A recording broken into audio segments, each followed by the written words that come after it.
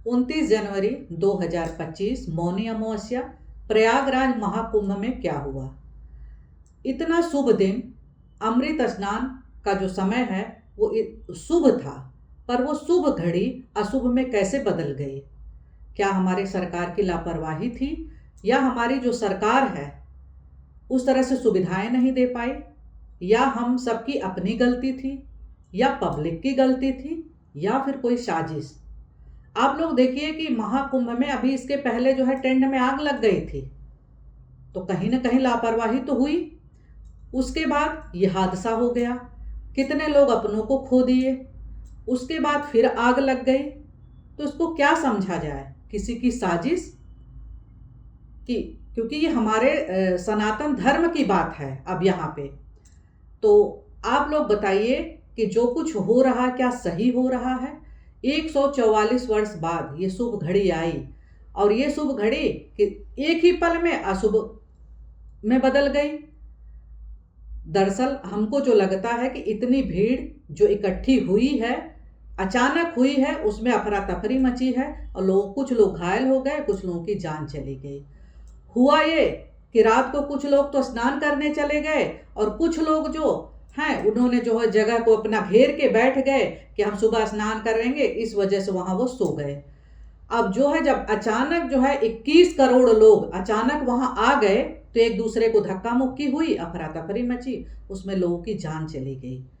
अब सवाल ये है कि अगर हम एक दूसरे की आलोचना करते रह जाएंगे तो उनको बचाएगा कौन, उनकी रक्षा कौन करेगा? तो हमें चाहिए कि हम एक दूसरे की आलोचना ना करें, एक दूसरे पे टीका टिप्पणी ना करें। जो हमारे भाई बंधु बहन घायल हुए हैं उनको अस्पताल ले जाएं, उनकी जितनी हो सके उनकी सुविधा करें, और जो इस दुनिया से चले गए हैं उनको भगवान उनकी आत्मा को शांति दें, और जिन्होंने अपनों को खोया है उनको धैर्य मिले, उनको भगवान इतनी धैर्य दें, सहने की शक्ति दें। पर मैं सबसे यही कहना चाहूँगी कि बहुत ज़्यादा भीड़ है। अभी जो है तीसरा अमृत स्नान आप सबका 3 तारीख को बसंत पंचमी वाले दिन है। हो सकता है कि अचानक फिर भीड़ हो, और इससे कई गुना भीड़ हो। तो आप सबसे मेरी विनती है कि आप लोग जो है, जो बुजुर्ग हों, जो चलने लायक ना हो, छोटे बच्चे हों, उनको साथ न ले जाएं। और बड़े बड़े जो है दिखने में जो आप लोग भी देख रहे होंगे न्यूज़ चैनलों पे कि इतने बड़े बड़े लोग जो है बैग और सामान लेके जा रहे हैं, तो इतना सामान लेके आप लोग मत जाएं। और आप सबसे मेरी विनती है कि आप लोग जो है अगर प्रयागराज जाना ही चाह रहे हैं, महाकुंभ स्नान करने जा ही रहे हैं, तो आप लोग जो है 5 तारीख के बाद जाइए।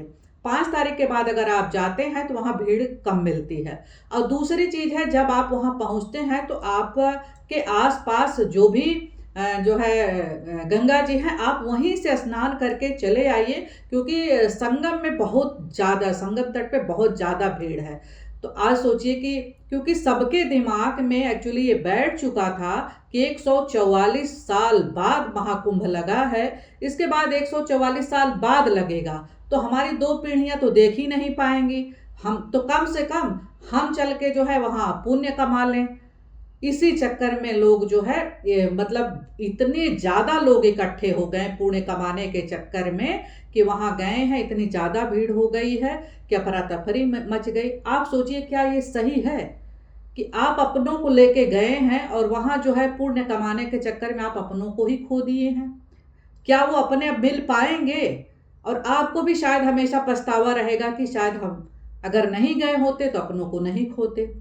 और आप लोग ये करिए कि अगर आपके जान पहचान में कोई महाकुंभ स्नान करने गया है, तो आप उनसे विनती करके कहिए कि वहाँ से वो गंगा जल ले आए, और वो गंगा जल आप अपने घर में डाल के अगर आप स्नान करेंगे तो वही पुण्य मिलेगा, और अपनों के साथ रहेंगे।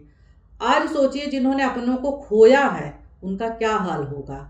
तो इसलिए जो है मेरी हर किसी से यही विनती है कि अब जो है लोग इतना टीका टिप्पणी कर रहे हैं, आलोचना कर रहे हैं, इसी में समय बिता रहे हैं। उधर मीडिया को देख लो, उधर सोशल मीडिया को देख लो, उधर लोगों को देख लो, तो ये सब मत देखिए, किसी को दोष मत दीजिए।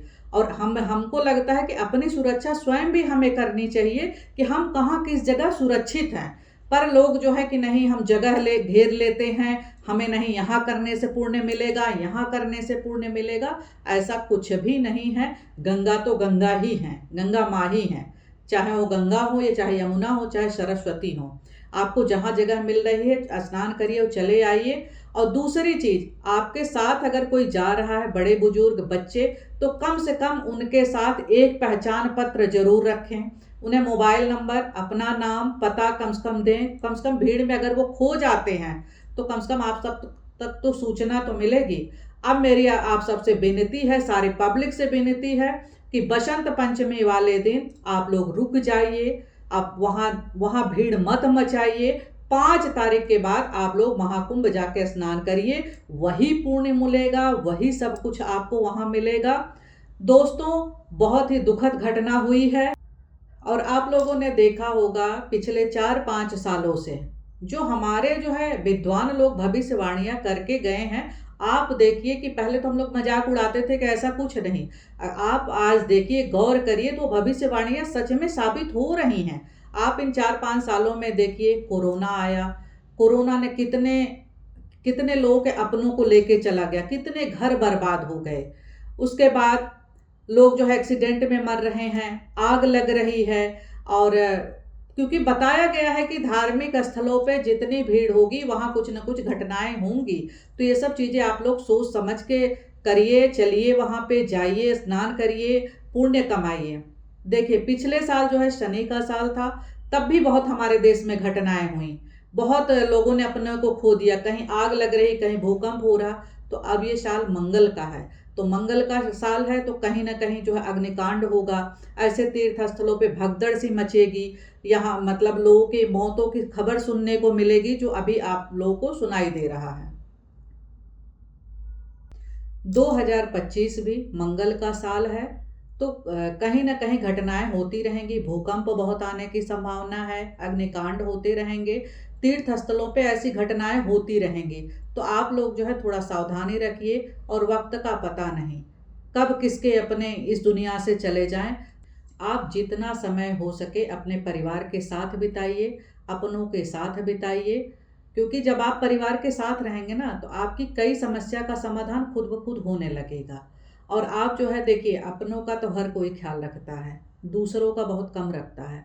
तो जितना हो सके अपने साथ साथ दूसरों की भी मदद करिए। अगर आपको लगता है कि सामने वाले को आपको ज़रूरत है, तो आप उसकी मदद ज़रूर करिए। ज़रूरी नहीं है कि सामने वाले की मदद आप जो है पैसे से ही करें, आप जो है उसकी मानसिक मदद भी कर सकते हैं, आप उसे सही रास्ता भी बता सकते हैं। आप उनको छोटे छोटे कुछ, अगर आपको थोड़ी बहुत जानकारी है, छोटे छोटे उपाय भी बता सकते हैं कि आप जो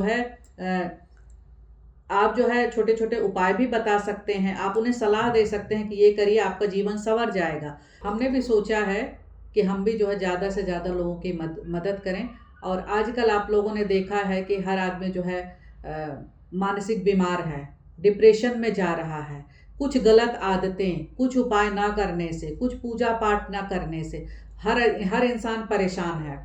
और कई बार क्या होता है कि जीवन में आपके जो है ऐसा, मतलब आपका जीवन ही ऐसे चलने लगता है कि आपको कोई भी रास्ता नहीं दिखता है, ऐसा लगता है कि जीवन एकदम ब्लैंक हो चुका है। तो उस समय हम क्या करें? उस समय आपको चाहिए कि कोई जो है एक ऐसा व्यक्ति मिले जो आपको अच्छी सुझाव दे सके, आपको अच्छी चीज़ें बता सके और सही रास्ता दिखा सके। तो मेरे स्क्रीन पे एक नंबर होगा, अगर आप लोग चाहें तो कॉल कर सकते हैं, और नहीं तो व्हाट्सअप, अगर आप लोग व्हाट्सअप करेंगे तो इधर से जो है संपर्क कर लिया जाएगा और आपकी समस्या सुनी जाएगी और उसका समाधान। और ऐसी कोई समस्या नहीं है जिसका समाधान नहीं हो सकता। भगवान अगर एक रास्ता बंद करता है तो दूसरा रास्ता खोल देता है। और एक चीज़ और आप सबको हम बताएं, हर चीज़ पैसे से ही समाधान नहीं होता है।